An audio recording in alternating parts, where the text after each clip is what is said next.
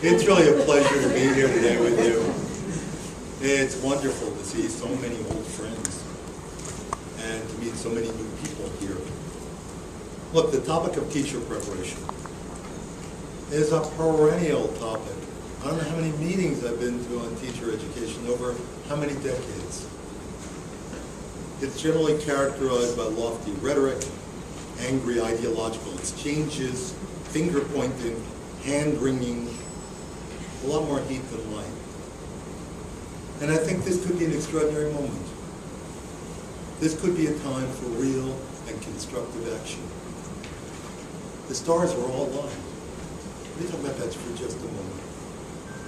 It's an era in which, or a time in which, we're about to see the reauthorization of No Child Left Behind, and the Higher Education Act as well. The titles that deal with teacher education are bizarre programs. This is a chance to focus. It's a chance to emphasize solutions that we think can work. At the same time, we have a Secretary of Education who's talking about teacher education and talking about it very seriously. And we have Race to the Top program, which is causing governors across this country to think about what teacher education needs to look like. On top of that, the field's gotten very messy and needs some order. We now have 1,200 universities providing teacher preparation. We have school districts, Boston, New York, Denver, Chicago. We have schools, KIPP, High Tech High, Match Charter. We have not-for-profits, Teach for America, New Teacher Project.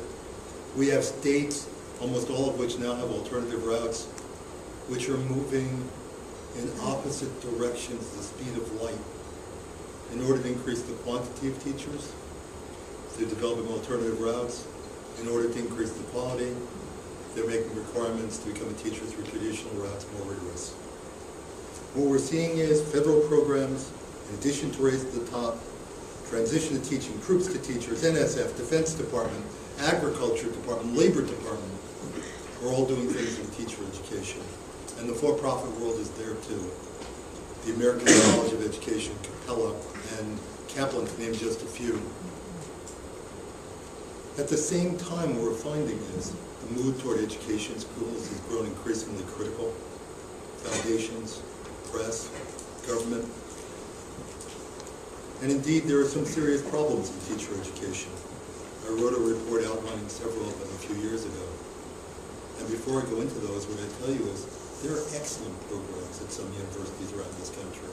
Just excellent programs that could be models for the rest of the nation. In general, we don't agree about how you educate teachers. We don't agree about when it ought to start. Does it start when somebody's a freshman? Or does it start when a person's in graduate school? Is it a master's degree, a certificate program, a baccalaureate degree, a major or minor? How do you prepare a teacher? Is teaching a craft or a profession? Is it like law in which you have to take a lot of education before you're allowed to practice your trade? Or is it like journalism in which you learn it largely on the job after a general education? The curriculum is in disarray in many campuses around this country. There's a yawning chasm between clinical and academic instruction. Admission standards and graduation standards aren't high enough at many schools. There's a lack of data. We don't know what works in terms of quality teacher education.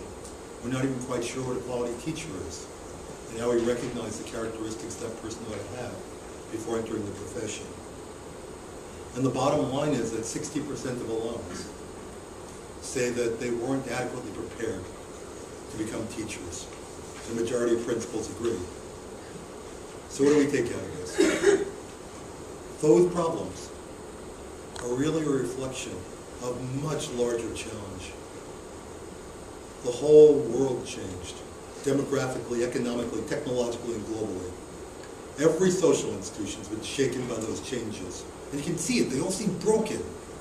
Our financial institutions, the media, healthcare, government, schools, they're all created for a different time.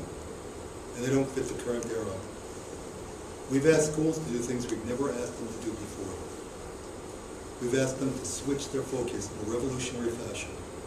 Move from teaching to learning. Move from time fixed to competency fixed. And do that with the most diverse group of students in U.S. history in terms of learning disabilities, foreign language, race, and isolation of various populations and increasing isolation around this country. And we've said we need for all of them to graduate, because there are no jobs unless you graduate. And we've said they have to graduate at the highest levels of skills and knowledge in this country's history. The job of teacher changed. We need a new set of skills and a new set of knowledge.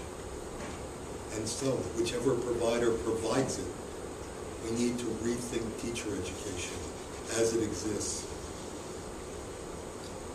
I think the biggest mistake we can make in this environment is not thinking big enough. I'm very excited by the program that was offered to us. But I think we need to think about whole states today. We don't have a lot of time, and here's why. I think education is going to fall off the list of national priorities in the next several years. And the reason is the baby boomers put it on. We put it on because we wanted good schools for our children. And we make up such a large proportion of the population that whenever we agree on anything, it's national policy. Everybody running from dog catcher to president has to support it. A lot of our kids are through school.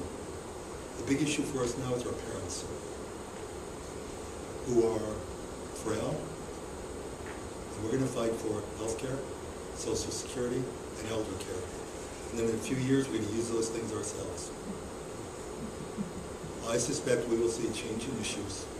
No issue lasts on the national agenda forever. 25 years is a really strong run. But it means anything we want done now, at a time which there's a lot of money floating in for education activities, in a short span of time, has to happen now. And what I want to do is, I want to very briefly, describe what Woodrow Wilson is doing in this area. And the only reason to do that is not to tout our program. We don't know whether it works yet. But rather, I want to talk about the lessons we can learn and what seems to work as we think about reform. Very briefly, what Woodrow Wilson's doing. We have a program with two elements. We're trying to attract very able people to math and science teaching. We're giving them fellowships, one-year master's program. We ask that they spend 3 years committed to teaching the state in which they're educated, and we ask that they have 3 years of mentoring. On top of that, we ask that teacher education programs at universities of the state be rethought. Focus on outcomes, clinically based, arts and science and education partnerships, professors and teachers teaching together, data and assessment, mentoring. You may have read a report that includes a lot of those elements. They're in the Treffler report. What are we learning? As we move forward with education and teacher education reform, what we're learning is leverage. Small numbers have a large impact in states. We're preparing 80 teachers in Indiana. That'll fill every vacancy in math and science in Indianapolis, Muncie, and 9 rural districts. In Michigan, we're preparing 120 teachers. That'll fill every vacancy in Grand Rapids, Kalamazoo, Benton Harbor, and 70% of Detroit. What stands out is focus, focus, focus. In a very real way, we decided to concentrate on universities. And the reason for that is capacity. They're still educating 80% of our teachers. Another reason for that is that they're self-sustaining, change them, and they're funded by tuition. Another reason for that is that they're home to the disciplines. And finally, there's no compelling research to indicate one approach is any better than any other approach. I'm not suggesting that university is the only way. I am suggesting we need to focus on whatever it is we're doing. I think we need to build coalitions. Start with governors. Add key players. Legislators, SHIO, chief, higher ed community, superintendents, boards, unions, philanthropy, and business. All that does is sustain continuity. It means people are going to leave, they're going to change jobs, and the program persists. Be explicit. Limited number of providers, target specific fields, require partnerships, arts and sciences and education, provider and school districts, clear definitions of success, explicit assessment criteria, and know what this program is supposed to look like, which this report suggests.